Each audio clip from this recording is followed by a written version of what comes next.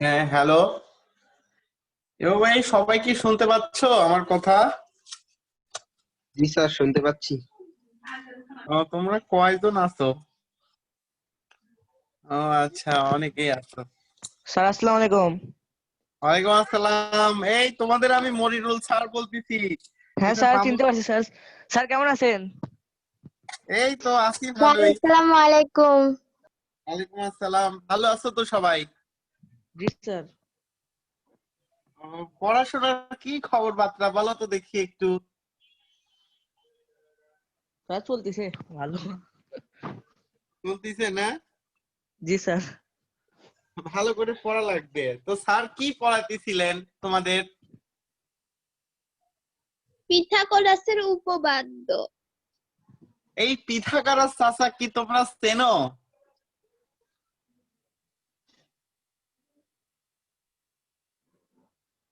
তোমরা কিন্তু পিথাগোরাস চাচাকে চেনো না। পিথাগোরাস চাচা হচ্ছে একজন গণিতবিদ। উনি জ্যামিতি নিয়ে অনেক কিছুই ওনার মানে সৃষ্টিকর্মের মধ্যে এই গণিতের জ্যামিতির কিছু বড় বড় অংশ পিথাগোরাসের সূত্র, যেটাকে পিথাগোরাসের সূত্র বলে। এই সূত্রটা কোন ত্রিভুজের উপরে দেওয়া হয়েছে বলো তো দেখি। সমকোণী ত্রিভুজের উপর। এইটা দেওয়া হয়েছে সমকোণী ত্রিভুজের উপরে। এ বি সি যদি একটা ত্রিভুজ হয় আর একটা কোণ যদি সমান হয়, অর্থাৎ একটা ত্রিভুজ যদি সমকোণী হয়, তবেই পিথাগোরাসের সূত্রটা প্রয়োগ করা হবে। আচ্ছা, তোমরা কি জানো যে এই পিথাগোরাস কি শুধু সমকোণী ত্রিভুজের উপরেই সূত্র দিয়ে ক্ষান্ত হয়েছেন, নাকি আরো ত্রিভুজের উপরে সূত্র প্রয়োগ করছেন?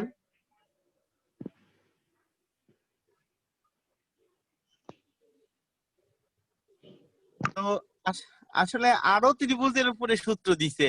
সূক্ষ্মকোণের উপরে ভিত্তি করে এই পিথাগোরাস চাচা সূত্র দিচ্ছে, স্থূলকোণের উপরে ভিত্তি করে এই পিথাগোরাস চাচা সূত্র দিচ্ছে। বুঝছো? তোমরা যখন 9-এ তো উঠেই গেছো, আসলে তোমরা তো এখন 9-এর স্টুডেন্ট। তো তোমরা সেই 9-এর 9-10-এর বইয়ে সেই পিথাগোরাসের সূত্র সূক্ষ্মকোণের উপরে ভিত্তি করে, স্থূলকোণের উপরে ভিত্তি করে এগুলা তোমরা পাবে। ঠিক আছে? তো এই হলো আসলে পিথাগোরাস চাচার মানে আবিষ্কার। তো পিথাগোরাসকে নিয়ে আসলে অনেক কিছুই বলারও আছে, অনেক কাহিনী তার মধ্যে আছে, অনেক ক্যালকুলেশন তার মধ্যে আছে। ঠিক আছে, তার গল্প যদি পড়া যায়, তার জীবনের গল্প যদি পড়া যায়, তাহলে অনেক হাস্যবোধকও বিষয় আছে কিন্তু এই পিথাগোরাস চাচাকে নিয়ে। বুঝছো?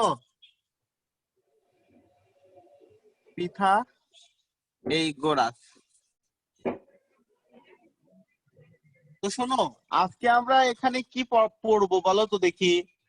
কোন চ্যাপ্টার পড়লে তোমাদের ভালো হয়, কি তোমাদের একটু অভাব আছে, আমরা না হয় সেই বিষয়গুলো একটু আলোচনা করি।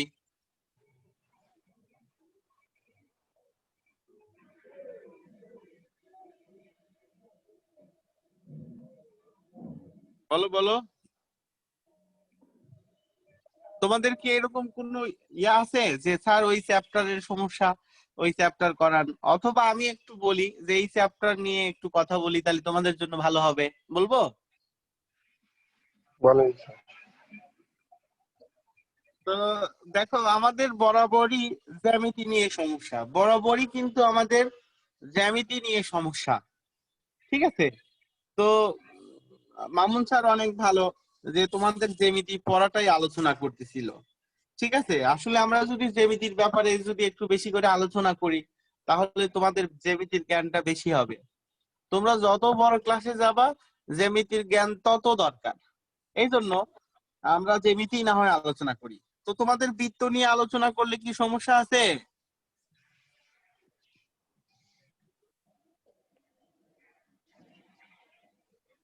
এভাবে কথা বলো, তোমরা কি কথা শুনতে পাচ্ছ? জি স্যার, শুনতে পাচ্ছি।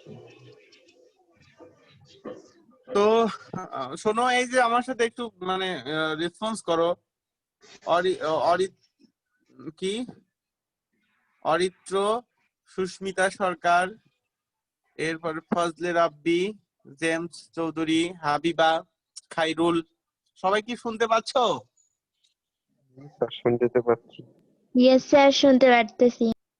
হ্যাঁ, এই যে আমি যখন হ্যাঁ না বলবো তখন উত্তর দিবা, জি স্যার বুঝতেছি, বা বুঝতেছি না, বা বলে দেন আর একবার, এরকম বলবা। তো ঠিক আছে, আমরা একটু জ্যামিতি নিয়ে আলোচনা করি, ওকে?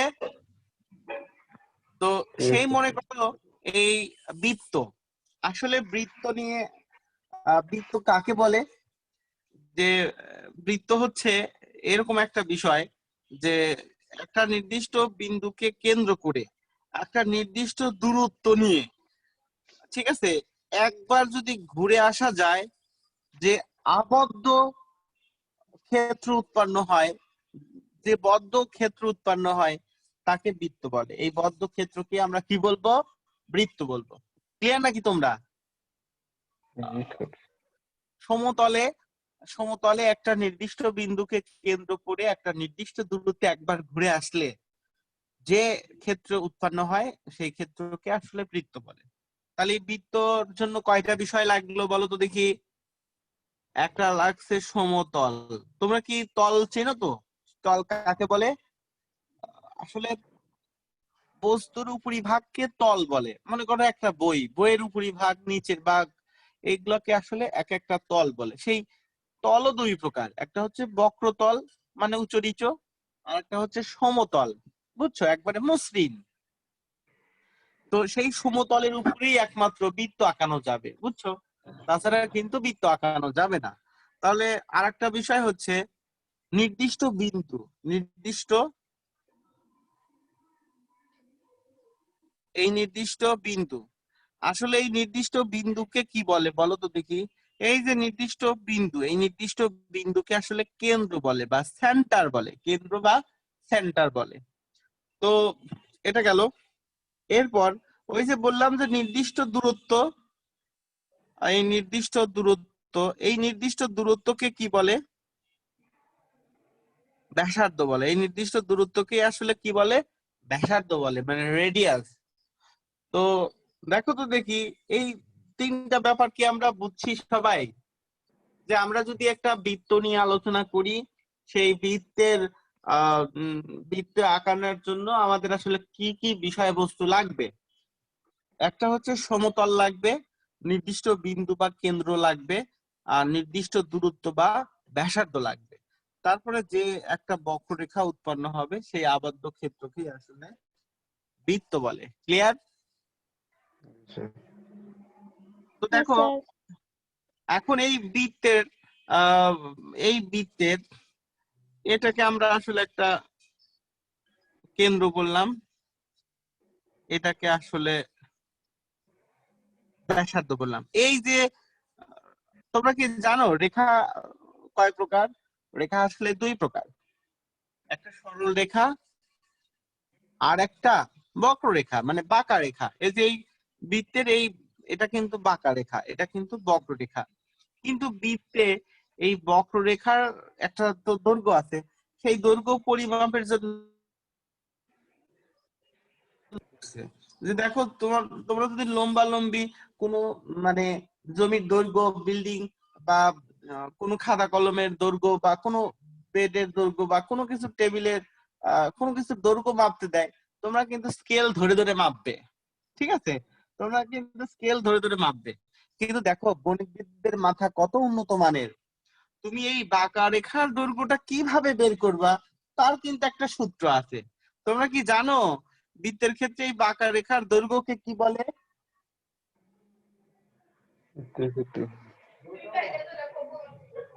পরিধি বলে। কি বলে জানো? পরিধি। পরিধির সূত্র কি? 2πr। ঠিক আছে, 2πr। বলো তো দেখি এই পায়ের মান কত? এই পায়ের মান হচ্ছে 3.1416। তোমরা কি জানো যে এই 3.1416 এটা আসলে একটা মানে আমাদের আমাদের যেরকম আন্তর্জাতিক মাতৃভাষা দিবস কবে জানো বলো তো দেখি? আন্তর্জাতিক মাতৃভাষা দিবস কবে? 21শে ফেব্রুয়ারি। হ্যাঁ, ধন্যবাদ। 21শে ফেব্রুয়ারিকে সারা পৃথিবীর মানুষ কিন্তু এই দিবসটাকে চেনে এবং সবাই এটার ইতিহাস জানে যে বাংলাদেশ নামে একটা দেশ ছিল, সেই দেশের মানুষজনেরা তাদের মাতৃভাষাকে রক্ষার জন্য অনেক মানুষ জীবন দিছে। তার বিনিময়ে আসলে অনেক মানুষের রক্তের বিনিময়ে আসলে এই ভাষাটা তারা ফিরে পেয়েছে। তো সেই ভাষাটাকে আসলে মানে সারা বিশ্ব সেই দিবসকে মনে রাখে, সেটা হলো 21শে ফেব্রুয়ারি। অনুরূপ ভাবে এই গণিতেও একটা দিবস আছে, সেই দিবসটার নাম হলো পাই দিবস। সেই দিবসটার নাম কি? পাই দিবস। সেই দিবসটার নাম হচ্ছে দেখো এই পাই দিবস। ঠিক আছে, তাহলে এই পায়ের মান কত? 3.14। তাহলে কোন তারিখ হবে পাই দিবস? দেখো এই 3 মাসের এই 14 তারিখ। ঠিক আছে, আমি এইরকম করে লিখলাম আর কি, 14 তারিখ। অর্থাৎ 3 মাস কত দিনে হয়? জানুয়ারি, ফেব্রুয়ারি, মার্চ। মার্চের 14 তারিখ হচ্ছে আন্তর্জাতিক পাই দিবস। আন্তর্জাতিক পাই দিবস। তার মানে কতটা গুরুত্ব এই গণিতের মধ্যে লুকায়িত আছে আমরা কিন্তু আসলে জানি না।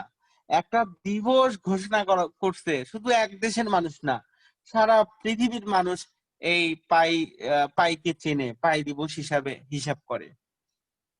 তো ঠিক আছে, তোমরা যখন ক্লাস 9-এ উঠবে, আমি মানে ব্যক্তিগতভাবে আমি পাই দিবস পালনও করি।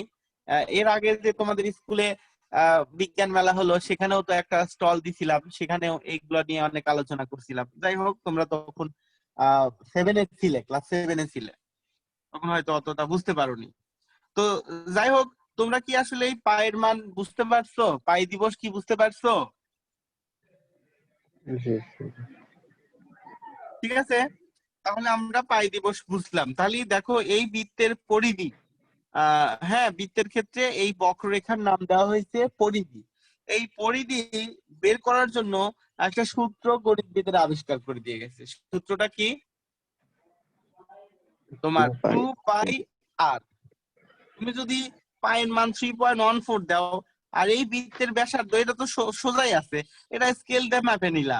ঠিক আছে, এটা স্কেল দিয়ে মাপলা, মাপার পরে এখানে মান দিলা, তাহলে কিন্তু এই সূত্রের মধ্যে পায়ের মান বসা দাও, আর এর মান বসা দাও, তাহলে তুমি কিন্তু এই বৃত্তের পরিধিটা পাবে। এইভাবে আসলে এই বৃত্তাকার কোন ক্ষেত্রে মানে দৈর্ঘ্য এইভাবে কিন্তু বের করে।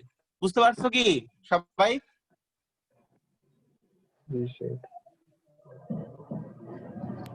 তো জি ঠিক আছে, স্যার। আবার দেখো আমরা ক্ষেত্রফল নিয়েও যদি একটু কথা বলি, যেহেতু মামুন স্যার একটু 2-1 দিন মনে হয় ক্লাস নিতে পারবে না, আমরা বৃত্তের চ্যাপ্টারটা, তোমরা যখন ক্লাস 9-এ উঠবে, মানে 9-এ তো উঠেই গেছো, 9-এ একটা পুরা 8 অধ্যায় নামে একটা অধ্যায় আছে। ওই অধ্যায় থেকে এসএসসি তে প্রতি বছর পরীক্ষায় সৃজনশীল দুইটার মতো আসে, 2টা বা 1.5টা সৃজনশীল আসে, আর এমসিকিউ আসে, প্রতি বছর আসবেই। তো এই জন্য আমি বুদ্ধি করেই, তোমাদের ক্লাস এই তো শেষ হয়ে গেছে, তোমরা তারপরে পড়াশোনা করতেছো, আমি আসলে এই অঙ্ক ক্লাস গুলা যেটা আছে তোমাদের স্যার স্যার এরপরে মামুন স্যার যখন আসবে বলবা যে আমাদের শুধু জ্যামিতি শিখান, তাহলে তোমাদের জন্য খুব ভালো হবে। তাহলে দেখো এই বৃত্তের ক্ষেত্রফলটা আমরা কিভাবে পরিমাপ করব, তার একটা গণিতবিদেরা সূত্র দিয়ে দিছে। এই সূত্রটা হচ্ছে পাই আর স্কয়ার। ঠিক আছে, তুমি যদি এই বৃত্তের ব্যাসার্ধ জানো তাহলে তুমি এই বৃত্তের পরিধি বা বৃত্তের দৈর্ঘ্যটা বের করতে পারবে, আবার এই বৃত্তের ক্ষেত্রফলটাও তুমি আসলে বের করতে পারবে। এটা তো বিশাল একটা আবিষ্কার, তাই নয় কি বলো? জি স্যার। ঠিক আছে, এরপরে আমরা আসলে বৃত্তের আরো গুরুত্বপূর্ণ কিছু নিয়ে আলোচনা করব। সেটা হলো যে এই একটা যদি আমার মানে সাইন পেন দিয়ে আঁকানো বৃত্ত হয়, আর এই বৃত্তের ব্যাসার্ধ যদি আসলে ও এ হয়, ঠিক আছে, এই ও এ কে তো আসলে ব্যাসার্ধ বলে, এই ব্যাসার্ধ। ঠিক আছে, তো আমরা যদি এখন দেখো এই এক পরিধি কেন্দ্র দিয়ে যদি এক পরিধি থেকে অন্য পরিধি পর্যন্ত দূরত্ব হয় বা দৈর্ঘ্য হয়, তাহলে তাকে কি বলে? ঠিক আছে, তাকে আসলে কি বলবো আমরা? এই এবি কে আসলে আমরা ব্যাস বলবো। এবি কি বলবো? জি, এবি কে আসলে ব্যাস বলবো। ঠিক আছে, তো দেখো তাহলে আমরা ব্যাসার্ধ চিনলাম, ব্যাস চিনলাম। তো আমরা যদি এই ব্যাসার্ধকে আসলে আর দ্বারা প্রকাশ করা হয়, ব্যাসকে আসলে আহ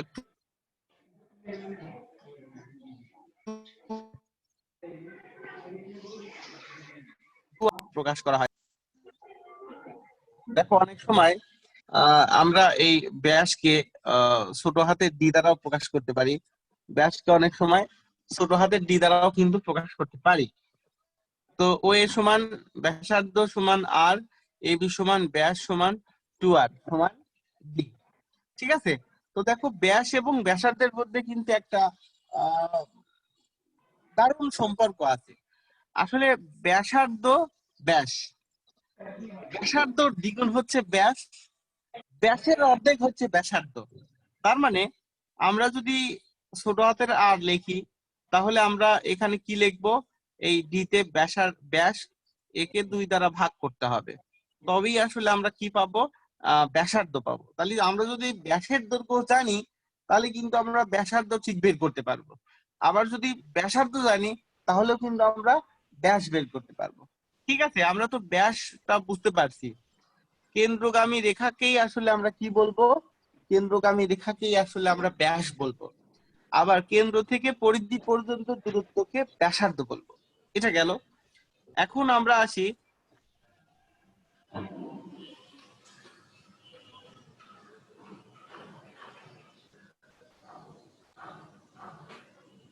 তো দেখো এখন হলো এসি। হ্যাঁ, এসি সমান আমরা কি লিখতে পারি?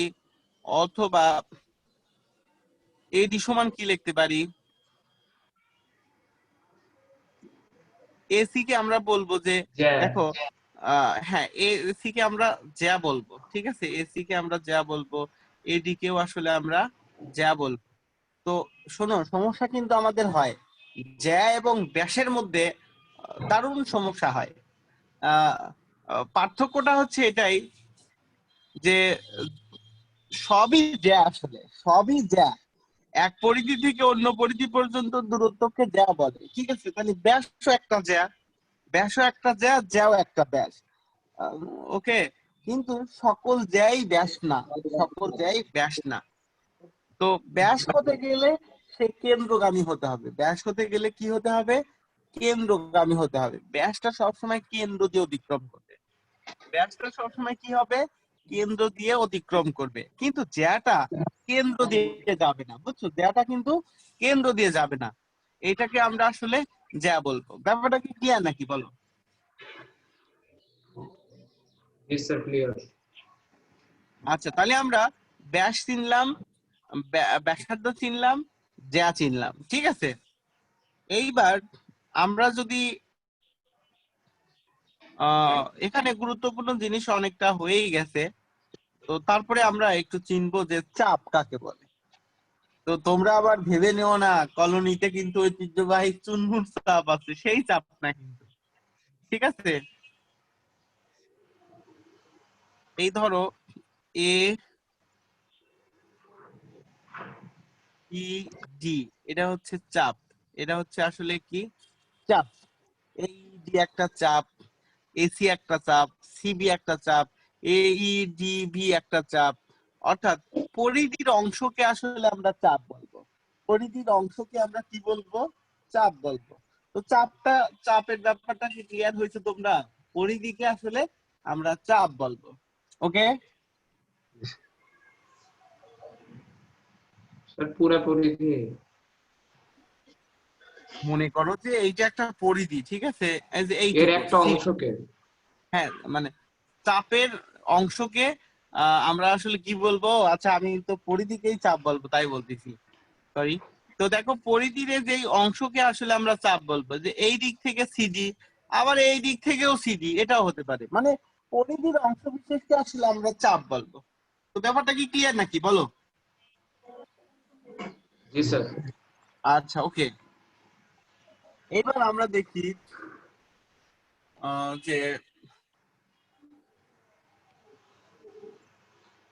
যে বৃত্তস্থ কোণ আর কেন্দ্রস্থ কোণ, ঠিক আছে? বৃত্তস্থ কোণ আর কেন্দ্রস্থ কোণ, এই বিওডি সমান কেন্দ্রস্থ কোণ, ঠিক আছে? কেন্দ্রস্থ কোণ। আর একটা দিলাম আমি কি, যে বিইডি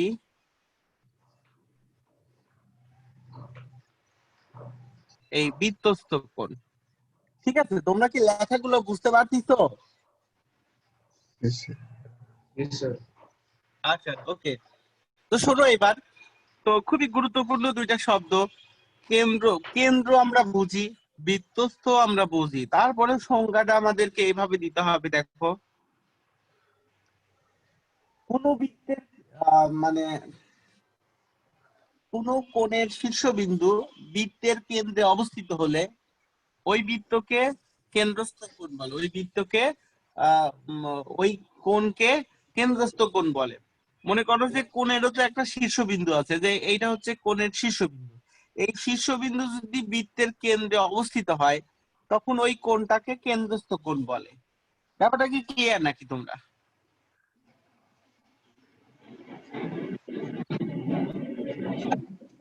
তোমরা কি সবাই বুঝছো? কোন বৃত্তে মানে কোন কোণের শীর্ষবিন্দু বৃত্তের কেন্দ্রে অবস্থিত হলে, বৃত্তের কেন্দ্রে অবস্থিত হলে তখন ওই কোণকে আমরা, কেন্দ্রস্থ কোণ বলবো।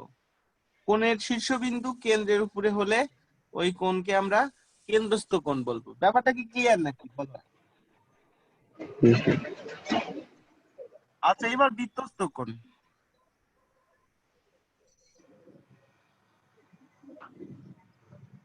এই মনে করো যে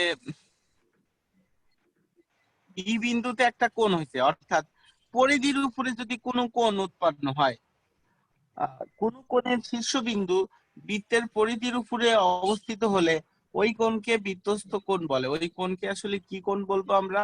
বৃত্তস্থ কোণ বলবো। এখন দেখি ব্যাপারটা কি ক্লিয়ার নাকি? কোন কোণের सर শীর্ষবিন্দু, केंद्र बाते।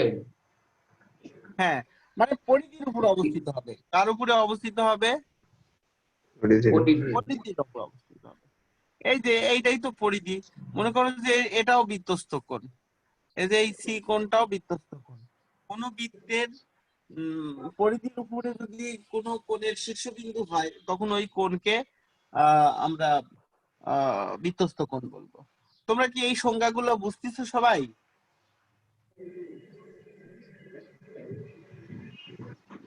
सर এই দুইটা আরেকটু বুঝাই দেন। আচ্ছা, ঠিক আছে বাবা। মানে কেন্দ্রস্থ কোণ আর বৃত্তস্থ কোণ। কেন্দ্রস্থ, কেন্দ্রে অবস্থিত যে কোণ হয় সেই কোণকে আমরা কেন্দ্রস্থ কোণ বলবো। কিন্তু পরীক্ষাতে আমরা সংজ্ঞাটা লিখবো কিভাবে, যদি কোনো কোণের শীর্ষবিন্দু বৃত্তের কেন্দ্রের উপর অবস্থিত হয় তখন ওই কোণকে কেন্দ্রস্থ কোণ বলে। ক্লিয়ার?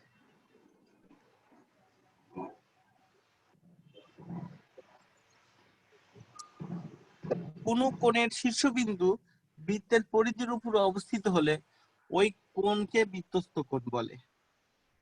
আচ্ছা ঠিক আছে, নাও আমরা অন্য একটা কিছু আলোচনা করি এবার।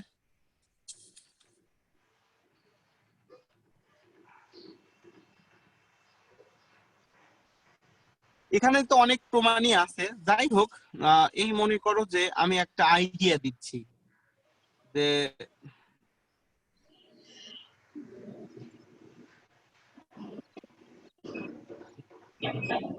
এই বৃত্তের মধ্যে দেখো, খেয়াল করো, বৃত্তের মধ্যে কোন জ্যায়ের উপরে, বৃত্তের কোন জ্যায়ের উপর এবি একটা জ্যা, বৃত্তের কেন্দ্র হচ্ছে ও, এবি জ্যা, ঠিক আছে, এবি হচ্ছে কোন বৃত্তের জ্যা, ও কেন্দ্র বিশিষ্ট বৃত্তের জ্যা হচ্ছে এবি। এই জ্যায়ের উপরে যদি একটা লম্ব আঁকানো যায়, এই জ্যার উপরে যদি কেন্দ্র থেকে যদি একটা লম্ব আঁকানো যায়, সেই লম্বটা ওই জ্যাটাকে না, মানে ওই জ্যাটাকে সমান দুই খণ্ডে খণ্ডিত করবে।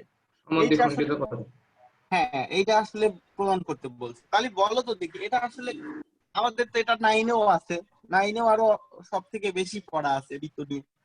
তো বৃত্তে 5টা অধ্যায় আছে, ঠিক আছে, মানে 8-এর এ 8-এর বি এরকম, মানে একটা অধ্যায়ের মধ্যেই বিভিন্ন পার্ট আছে বৃত্ত। তো সেই ক্ষেত্রে দেখো এই ওডি লম্ব এবি, ঠিক আছে, এটা হওয়াতে কি হয়েছে, এডি সমান বিডি। তোমাদের একটু কথা বলি যে কোন ত্রিভুজের দুইটা বাহু অথবা কোন ত্রিভুজের দুইটা কোণ, মানে দুইটা ত্রিভুজের এই ত্রিভুজের একটি কোণ অপর ত্রিভুজের একটা কোণ সমান করতে বলছে।